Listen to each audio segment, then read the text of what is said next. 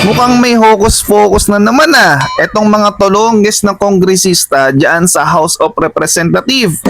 Kasi hinihiling ni Congressman Toby Tiangco na gawing transparent at bukas sa publiko yung budget ng House of Representatives ngayong 2027. Walang kadala-dala, magnanakaw na naman sila sa pera ng taong bayan kapag hindi natin yan nabantayan at hindi natin din kinuwestiyon at sinoportahan itong panawagan ni Toby Tiangco na transparency dyan sa budget ng House of Representatives. Ang nakakatakot dyan, kung yung budget na yan, sa laki ng budget ay gagamitin nila para sa 2028 presidential election. Lulutuin na naman tayo sa sarili nating mantika. Posible ba yan maisa publiko ng mga kongresista yung budget nila? Yes, pwedeng pwede. Kagaya nung nangyari nung nakaraang budget deliberation, nung kinuwestiyon ni Toby Tiangco yung small committee na yan at nagkaroon ito ng public demand. O di ba hindi na nila ginawa yan nung nakaraang deliberation ng budget. Kaya sa usaping ito napakahalaga ng suporta ng taong bayan dito sa panawagan na ito ni Congressman Toby Tiangco na transparency doon sa budget na ginagastos ng mga congressman. Ganito kasi yan. Yung proseso kasi ng House of Representatives, meron silang tinatawag na appropriation committee hearing kung saan tinatalakay at kinu-question yung mga budget ng bawat departamento ng executive branch o kung anumang departamento ng gobyerno natin. Ilan sa mga tinatanong dyan saan inilalaan yung budget? Sino yung nag-review? Ano yung mga justification ng budget? At higit sa lahat, paano ginagastos ang actual na budget?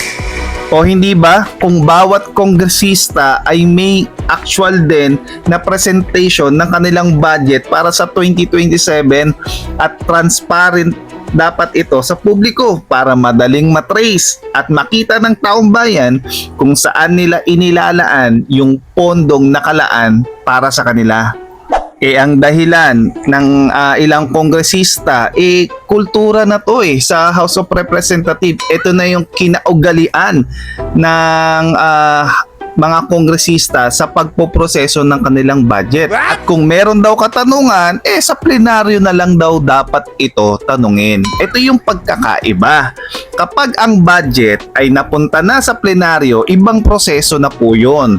Ang nangyayari dyan ay hindi na nagpe-present ang mga kongresista.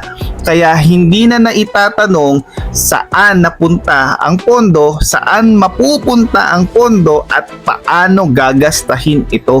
O dahil nga nasanay na itong mga kongresista na hindi isa publiko yung kanilang budget, ang question dyan, may nilalabag ba kayong batas o rules ng Congress kung sakaling ipubliko, isa publiko ninyo yung budget ninyo dyan sa House of Representatives?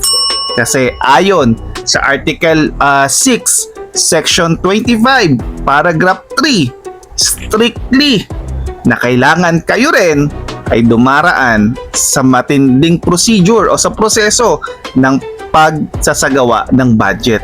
Kaya kudos dito kay Congressman Toby Tiangco sa dami-rami na ng mga medyang pinuntahan niya para maipaliwanag lang ito.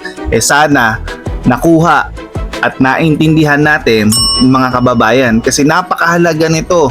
Kailangan nating suportahan itong si Congressman Toby Tiangco. Anumang kulay mo, kung anti-corruption ka, dapat suportahan mo si Toby Tiangco laban dito sa transparency ng budget sa Kongreso. Dahil kapag na-pressure ang mga kongresista, wala silang magagawa kundi maisa publiko nila yung budget nila dyan sa Kongreso at makikita na natin kung paano nila ginagasta at saan napupunta yung budget na nakalaan para sa kanila. Tama yung sinasabi ni Congressman Toby Tiangco kung gusto natin ng accountability, kailangan meron din transparent. Paano mo makikita nga naman ang accountability kung wala kang nakikitang transparency?